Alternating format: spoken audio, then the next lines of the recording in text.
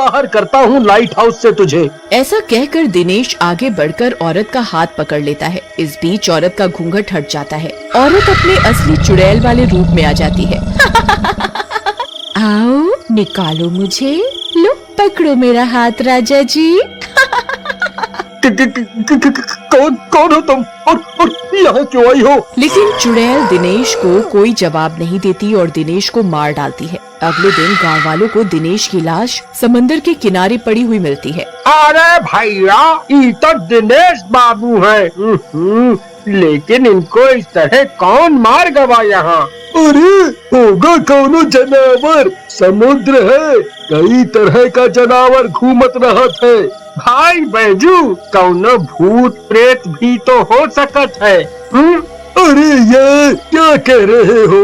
डर के मारे हमारी पतलून गीली करवाओगे का? उसके बाद गांव वाले वहां से चले जाते हैं। उसी रात एक बोट वहां से गुजर रही होती है। तभी लाइट हाउस की लाइट पर चुड़ैल आ जाती है। किसी को भी जिंदा नहीं छोड़ूंगी। मुझे भी इन लोगों ने बहुत तड़पाया था। मैं किसी को जिंदा नहीं छोड़ूंगी। ऐसा कहकर चुड़ैल लाइट हाउस की लाइट को मोड़ देती है, जिसकी वजह से उस बोट का एक्सीडेंट हो जाता है और उस बोट पर बैठे सारे यात्री मारे जाते हैं। उधर शोर सुनकर गांव वाले भी लाइट हाउस की तरफ भागते हैं और वहां पहुंचते हैं। वहां चारों तरफ लाशें फैली हुई होती हैं। अरे बाप रे, लगत है इस बोटवा का एक्सीडेंट हुई गवा। लेकिन ऐसा कैसे हो गया? लाइट हाउस की लाइट तो जलत है। अरे यार, जरूरी थोड़ी है, हो सकत है बोटवा में कौनो दिक्कत आ गया हो। उसके बाद गांव वाले वहां से चले जाते हैं। उसी दिन राजू, मनीष और सुरेश नाम के बच्चे खेल रहे होते हैं। खेलते खेलते उस लाइट हाउस के अंदर चले जाते हैं। अरे लाइट हाउस के अंदर क्यों जा रहे हो? अरे बाहर ही रहो, मेरे माँ बाबूजी मना कर रहे थे लाइट हाउस के अंदर जाने से। कितना डरपोक है तू, चुप कर, कुछ नहीं होगा, हम है ना यहाँ साथ में तेरे। अरे मनीष, क्यों ना यहाँ छुपन छुपाई खेले, बड़ा मजा आएगा। हाँ राजू, कितनी सारी जगह है यहाँ छुपने के लिए, सच में मजा आ जाएगा। चलो खेलते हैं। हाँ हाँ, चलो खेलते हैं।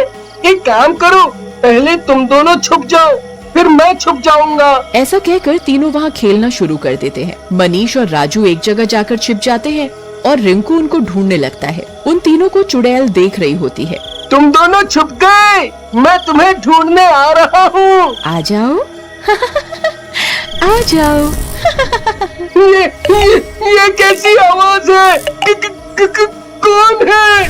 सामने आओ। मम्मी, मुझे डर लग रहा है। मैं हूँ। लो, आ गई मैं। तुमने पुकारा और हम चले आए। तुमने पुकारा और हम चले आए। उधर शोर शराबा सुनकर मनीष और राजू भी वहाँ आ जाते हैं। अरे अरे, मर गया रे, भागो रे भागो, अपनी जान बचाकर भागो, ये तो चुड़ैल है, ये हमें मार डालेगी, भागो। अरे मम्मी, भागो। ऐसा कहकर तीनों वहाँ से भागने लगते हैं, लेकिन राजू पीछे रह जाता है और लाइट हाउस का दरवाजा बंद हो जाता है।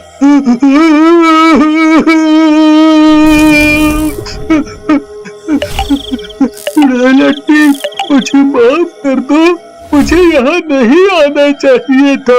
मुझे तो मेरे ये तीनों निकम्मे दोस्त यहाँ लेके आए हैं। छोड़ दो, मुझे जाने दो। तुम्हें जाने दूं?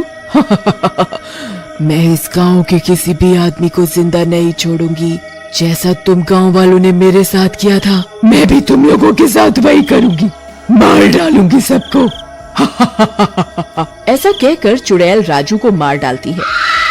उधर मनीष और रिंकू भागते भागते वापस गांव पहुंच जाते हैं और सारी बात गांव वालों को बताते हैं। देखा, हम कहत रही ना कि कौनो चुड़ैल या प्रेत बा, लेकिन कौनो ने हमारी बात नहीं मानी। देखो, अब चुड़ैलवा ही निकली।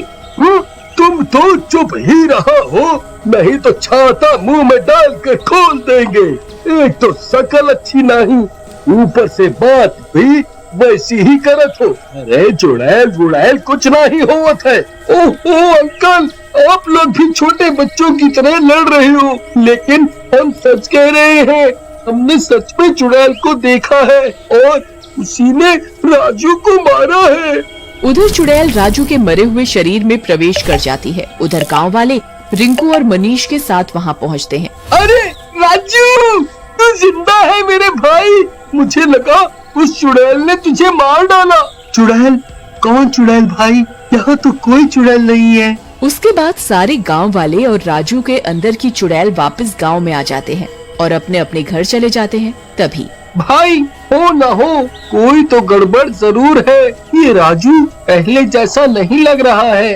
लग तो मुझे भी यही रहा है। मैंने उस दिन खुद अपनी आंखों से चुड़ैल को देखा था। लगता है इस राजू पर नजर रखनी पड़ेगी। उसके बाद दोनों राजू के घर के बाहर छिप जाते हैं।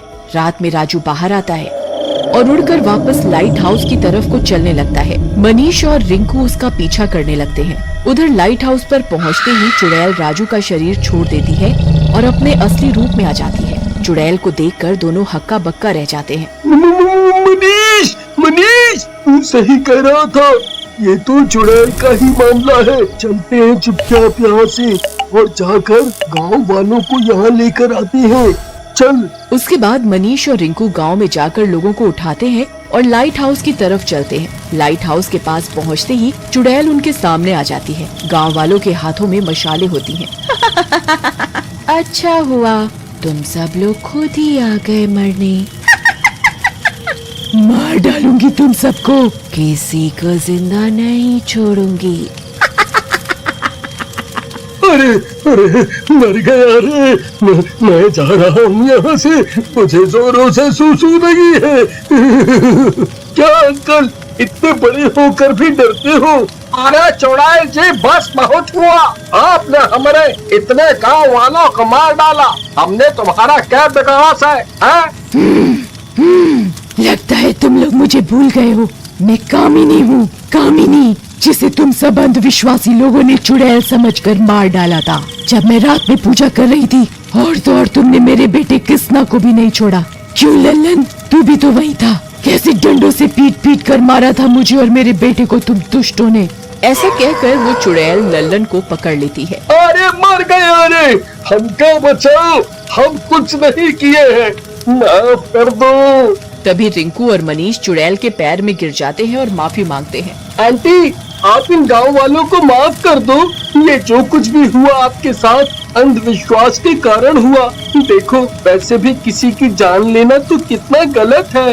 आप भी तो किसी की माँ थी। हम आपके बेटे जैसे ही तो हैं। ठीक है, तुम दोनों चले जाओ, लेकिन इन गांव वालों को मैं नहीं छोड़ूंगी, नहीं छोड़ूंगी। ऐसा कहकर चुड़ैल लल्लन का गला दबा देती है। लल्लन नीचे गिर जाता है और बेहोश हो जाता है। चुड़ैल माँ, आप हमारी माँ जैसी हो, माफ कर दो। आपका कृष्णा कितना दुखी होता होगा आपको ऐसे देख करके। इनमें से कई लोग हैं जिन्होंने आपका कुछ नहीं बिगाड़ा। माफ कर दो प्लीज। माँ सुनते ही चुड़ैल एकदम शांत हो जाती है। तुम दोनों सच कह रहे हो, मुझसे गलती हो गई। बदले की आग में मैं सब कुछ भूल गई थी कि मेरा कृष्णा सच में बहुत दुखी होगा मुझे ऐसा देखकर। लेकिन मैं अब इस गलती को सुधारूंगी और अपने बच्चे की आत्मा को शांति दूंगी। उसके बाद चुड़ैल अपनी शक्ति से मरे हुए राजू को जिंदा कर देती है।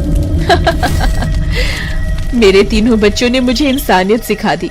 अब मैं चैन से अपने बेटे कृष्णा के पास जा सकूंगी। इसके बाद चुड़ैल वहां से चली जाती है।